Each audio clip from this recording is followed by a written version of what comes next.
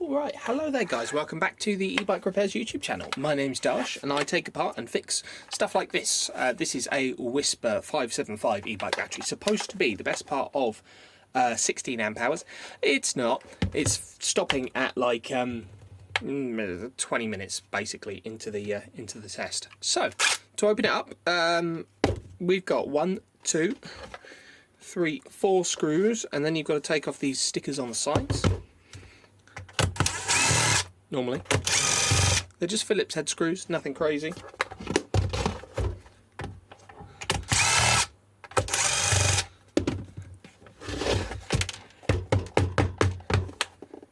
I see 3.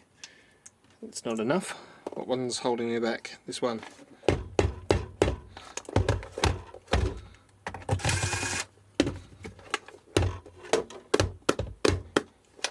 Well, it doesn't want to come out. Quite happy to stay in there. Ha, there you go, that's the answer to that. Nice little magnet. Right, and it should just come apart, but the stickers along the side here hold it together.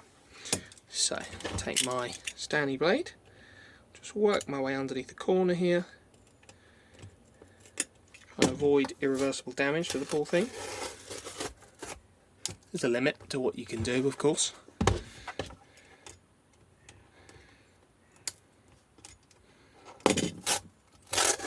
A damaged sticker normally is not the end of the world compared to, you know, not a broken battery.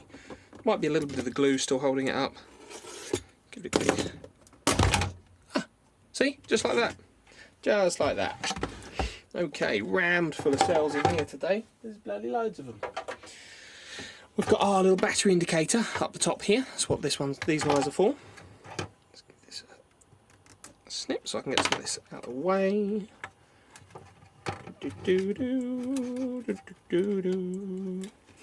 Okay, these are our cells here. So we've got INR 18650S 2500 mAh. They're not name brand cells. That doesn't necessarily mean that they are bad, but just that they're not name brand cells. So they're not a Samsung or a Panasonic or anything like that. Again, doesn't necessarily mean all the bad, anything like that. So we've got our battery management system up the top here, which is the important bit that we're going to be looking at today, more so than the cells. I can get off silicon up. That's our power switch there, so that turns the battery on and off.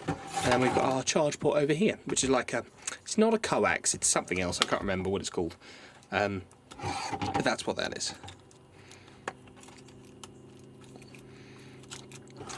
And what I want is this JST connector here to be able to probe the cells. However, I think I'm going to have to pop the cells out to do that. So I'm going to use absolutely not a metal screwdriver at all. See, look, it's made of cloth. How convenient.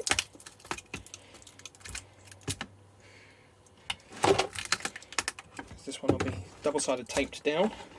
There we go. And out you come. So the neg is on this side, up here.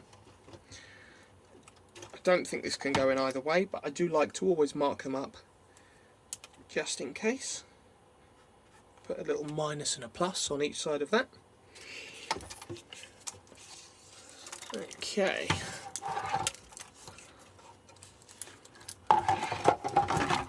Here's our battery management system. You can much better look at that now. Looks to be 10 series, 5 amp charge, 20 amp discharge. Kapton tape has been cut. I don't think anyone's been in here before, but it doesn't really matter if they have. Sort of irrelevant at this point, isn't it? And then in here, these are our balance wires, so they're going to tell us what voltage all the cells are at. What I've done is I have fully recharged this pack.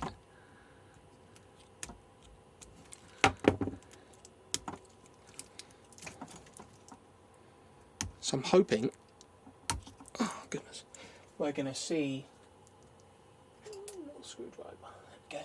We're going to see some cells that are fully charged and some that aren't fully charged. And they'll just be out of balance, it won't be any dead groups or anything like that. Wow. So if you've watched any of my videos before, you'll know that silicone is the bane of my existence.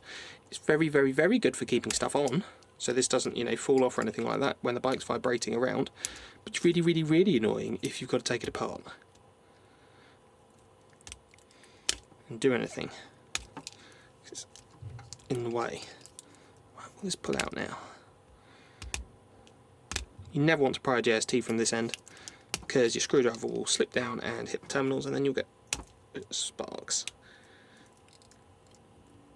God, that's really very attached.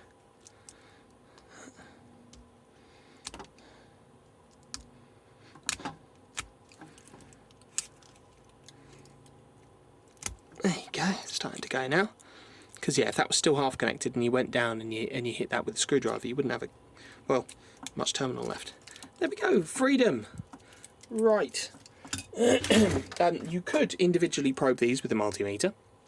However, I am in possession of a super duper handy dandy battery testing device, which you'll see in just a second.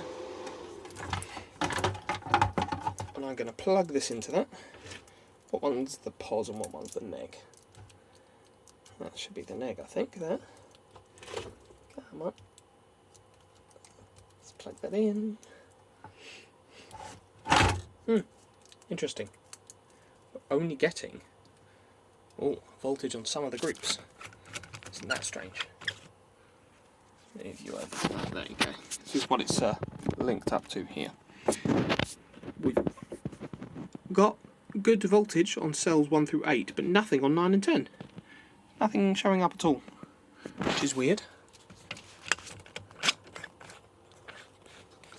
How strange. Are the wires damaged? Let's look into that, shall we? So, how many balance wires have we got? We should have 11. 1, 2, 3, 4, 5, 6, 7, 8, 9, 10, 11. Yep, so from our red to our blue, so red to white, white to blue here, we're not seeing anything. It's a bit odd. So, we want to find out where this red goes. It goes to here, okay. So that's our red there. Oh, look. Well, that's not a good start. That explains some things. It's just not attached anymore. Okay. Well, let's just work out where that's supposed to go. So, from our red to white, that's the same plane of cell, so it wouldn't be there. And then our blue goes to here. Is our white supposed to be here? Is that what we've got going on? Let's have a look. So from our red to where I think our white should be. Oh look, 4.09 volts. And then where our white should be down to where this one is. Oh look, 4 volts again. So our white is supposed to be here, and it's not. It's not attached. It's come off. How strange. I don't know if I did that, or if that was just like that before. But I'm assuming I didn't do that, because, you know, otherwise the battery would work.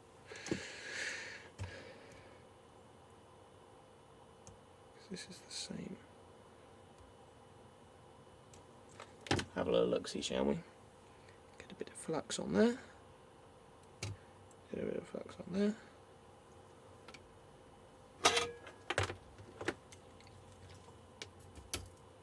Wait for the soldering iron to heat up, which is the most fun thing in the world.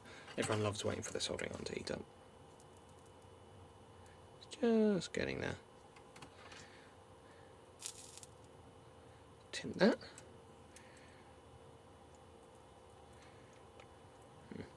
Really want you in the way.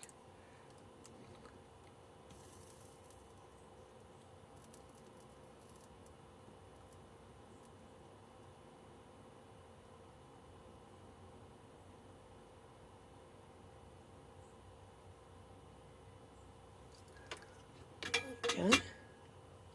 Right, that's reattached. Let's try that again, shall we?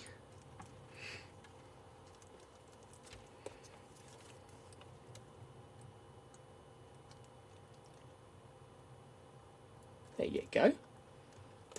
Voltage and all the bloody tells. Right, that's more like what it should look like. So we've got fully charged voltage 41.281, average 4.128, maximum is 4.182, and minimum is 4.084. So it's a little bit out of balance, but not massively. That wire that's come off could be our problem. So what I'm going to do, I'm going to balance this up and recharge it, discharge it, recharge it, check it's all in balance, see if it's holding a charge. So yeah, I will report back with good things, hopefully.